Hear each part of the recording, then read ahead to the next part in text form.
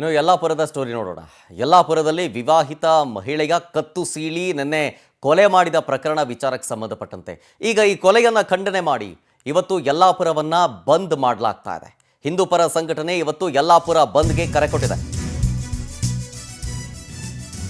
ವಿವಾಹಿತ ಮಹಿಳೆಯ ಕತ್ತು ಸೀಳಿ ಕೊಲೆ ಮಾಡಿರ್ತಾನೆ.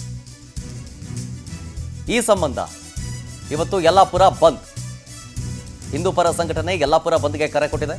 ಯಲ್ಲಾಪುರದ ಕಾಳಮ್ಮ ನಗರದಲ್ಲಿ ಈ ಕೊಲೆ ಆಗಿತ್ತು. ವಿವಾಹಿತ ಮಹಿಳೆ ಆಕೆಯ ಹಿಂದೆ ಬಿದ್ದಂತಹ ರಫೀಕ್ ತನ್ನನ್ನು ಮದುವೆ ಆಗು ಅಂತ ಪೀಡಿಸ್ತಾ ಇರ್ತಾನೆ. ಅದಕ್ಕೆ ಒಪ್ಪದ ಕಾರಣ ಕತ್ತು ಸೀಳಿ ಕೊಂದು ಬಿಟ್ಟಿದ್ದಾನೆ. ಹಿಂದೂ ಮಹಿಳೆ ರಂಜಿತಾ ಕೊಲೆ ಮಾಡಿ ರಫೀಕ್ ಪರಾರಿಯಾಗಿದ್ದ. ಹಂತಕ ರಫೀಕ್ನನ್ನು ಅರೆಸ್ಟ್ ಮಾಡಬೇಕು, ಉಗ್ರ ಶಿಕ್ಷೆಗೆ ಗುರಿಪಡಿಸಬೇಕು ಅನ್ನೋ ಆಗ್ರಹ ಕೇಳಿ ಬರ್ತಾ ಇದೆ. ಮುನ್ನೆಚ್ಚರಿಕೆಯಾಗಿ ಬಿಗಿ ಪೊಲೀಸ್ ಬಂದೋಬಸ್ತನ್ನು ನಿಯೋಜನೆ ಮಾಡಲಾಗಿದೆ. 6 CRPF ತುಕಡಿ, SP, 3 DYSP, 6 CPI ನಿಯೋಜನೆ ಮಾಡಲಾಗಿದೆ. ಆಮೇಲೆ ಕಿರಾಣಿ ವ್ಯಾಪಾರ, ಮೀನು ಮಾರುಕಟ್ಟೆ ಸೇರಿ ಎಲ್ಲ ಅಂಗಡಿಗಳು ಇವತ್ತು ಬಂದ್ ಆಗಿರುತ್ತೆ. ಉತ್ತರ ಕನ್ನಡ ಜಿಲ್ಲೆಯ ಯಲ್ಲಾಪುರದಲ್ಲಿ ವಿವಾಹಿತ ಮಹಿಳೆ ಆಕೆಯ ಹಿಂದೆ ಬಿದ್ದಂತಹ ರಫೀಕ್ ಈತ ತನ್ನನ್ನು ಮದುವೆ ಆಗು ಅಂತ ಪೀಡಿಸ್ತಾ ಇದ್ದಂತೆ.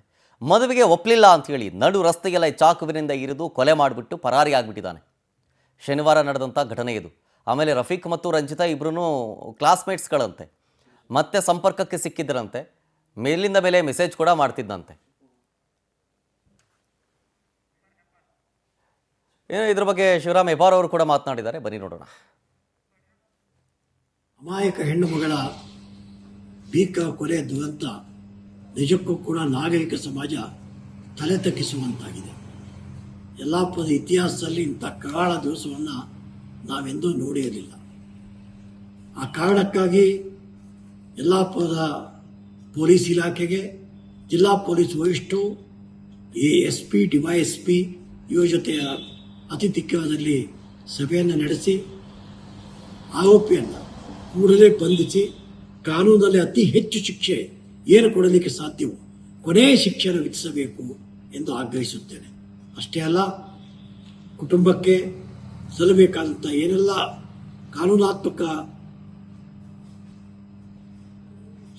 ಕಾನೂನಾತ್ಮಕವಾಗಿರ್ತಕ್ಕಂಥ ಪರ್ಯಾಯಗಳು ಸಿಗುತ್ತೋ ಅದನ್ನು ನೀಡುವಲ್ಲಿ ಸಮಾಜ ಕಲ್ಯಾಣ ಇಲಾಖೆ ಕೂಡ ನಿರ್ದೇಶನ ಕೊಟ್ಟಿದ್ದೇನೆ.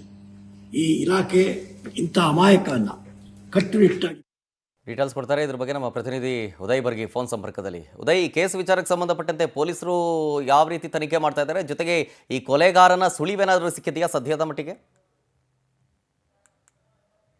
ಉತ್ತರ ಕನ್ನಡ ಜಿಲ್ಲೆ ಯಲ್ಲಾಪುರ ತಾಲೂಕಿನ ಕಾಳಮ್ಮ ನಗರದಲ್ಲಿ ನಿನ್ನೆ ಹಾಡು ಹಗಲೇ ವಿವಾಹಿತ ಮಹಿಳೆಯ ಕತ್ತನ್ನು ಸೀಳಿ ಬರ್ಬರವಾಗಿ ಹತ್ಯೆಯನ್ನು ಮಾಡಿರುವಂತಹ ಪ್ರಕರಣಕ್ಕೆ ಸಂಬಂಧಿಸಿದಂತೆ ಕೊಲೆ ಆರೋಪಿಯಾಗಿರ್ತಕ್ಕಂಥ ರಫೀಕ್ ಈಗಾಗಲೇ ತಲೆಮರೆಸಿಕೊಂಡಿದ್ದಾನೆ. ಆತನ ಬಂಧನಕ್ಕಾಗಿ ಕೂಡ ಪೊಲೀಸರು ಸಾಕಷ್ಟು ಕಾರ್ಯಾಚರಣೆಯನ್ನ ಮಾಡ್ತಾ ಇದ್ದಾರೆ. ಈ ಕ್ಷಣದವರೆಗೂ ಆತನ ಬಂಧನ ಆಗಿಲ್ಲ ಅಂತ ಮಾಹಿತಿ ಲಭ್ಯವಾಗಿರುತ್ತದೆ. ಇನ್ನು ಮಹಿಳೆಯ ಕೊಲೆಯ ಹಿನ್ನೆಲೆಯಲ್ಲಿ ಇವತ್ತು ಹಿಂದೂ ಪರ ಸಂಘಟನೆಗಳು ಯಲ್ಲಾಪುರ ಬಂದ್ಗೆ ಕರೆಯನ್ನ ಕೊಟ್ಟಿದೆ.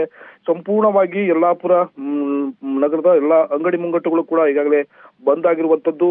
ಏನು ಸುಮಾರು 10 ಗಂಟೆಯ ನಂತರದಲ್ಲಿ ಹಿಂದೂ ಪರ ಸಂಘಟನೆಗಳು ಈ ಕೊಲೆಗೆ ಸಂಬಂಧಪಟ್ಟಂತೆ ಮೆರವಣಿಗೆಯನ್ನ ಮಾಡಿ ಆರೋಪಿ ಬಂಧನ ಮಾಡಬೇಕು, ಆತನಿಗೆ ಕಠಿಣ ಶಿಕ್ಷೆಯನ್ನು ಒದಗಿಸಬೇಕು ಅಂತ ಹೇಳಿ ಮನವಿಯನ್ನು ಕೂಡ ನೀಡೋದಕ್ಕೆ ಮುಂದಾಗಿದ್ದಾರೆ. ಇನ್ನು ಈ ಒಂದು ಬಂದ್ಗೆ ಕರೆ ಕೊಟ್ಟಿರ್ತಕ್ಕಂಥ ಹಿನ್ನೆಲೆಯಲ್ಲಿ ಸಾಕಷ್ಟು ಪೊಲೀಸ್ ಬಂದೋಬಸ್ತ್ ಕೂಡ ಈಗಾಗಲೇ ನಿಯೋಜನೆ ಮಾಡಲಾಗಿದೆ. ಸುಮಾರು 6 ಪೊಲೀಸ್ CRPF ತುಕಡಿಗಳನ್ನ ನಿಯೋಜನೆ ಮಾಡಿದೆ. ಓರ್ವ SP ಹಾಗೂ 3 DSP, ಇನ್ನು 6 ಮಂದಿ CPI ಸೇರಿದಂತೆ ಸಾಕಷ್ಟು ಜನ ಪೊಲೀಸರನ್ನ ಕೂಡ ನಿಯೋಜನೆ ಮಾಡಲಾಗಿದೆ. ಏನು ಯಲ್ಲಾಪುರ ಪಟ್ಟಣ ಹಾಗೂ ಮಹಿಳೆಯ ಕೊಲೆಯಾಗಿರ್ತಕ್ಕಂಥ ಕಾಳಮ್ಮ ನಗರ ಏನಿದೆ, ಆಕೆಯ ಮನೆ ಸುತ್ತಮುತ್ತ ಕೂಡ ಈಗಾಗಲೇ ಪೊಲೀಸ್ ವಾಹನಗಳನ್ನ ನಿಯೋಜನೆ ಮಾಡಲಾಗಿದೆ. ಪೊಲೀಸರು ಕೂಡ ಸಾಕಷ್ಟು ಯಾವುದೇ ರೀತಿಯಾಗಿರ್ತಕ್ಕಂಥ ಅಹಿತಕರ ಘಟನೆಗಳು ನಡೆದಂತೆ ನೋಡಿಕೊಳ್ಳೋದಕ್ಕೆ ಎಲ್ಲಾ ರೀತಿಯಾಗಿರ್ತಕ್ಕಂಥ ಮುಂಜಾಗ್ರತಾ ಕ್ರಮವನ್ನ ಕೈಗೊಂಡಿದ್ದಾರೆ.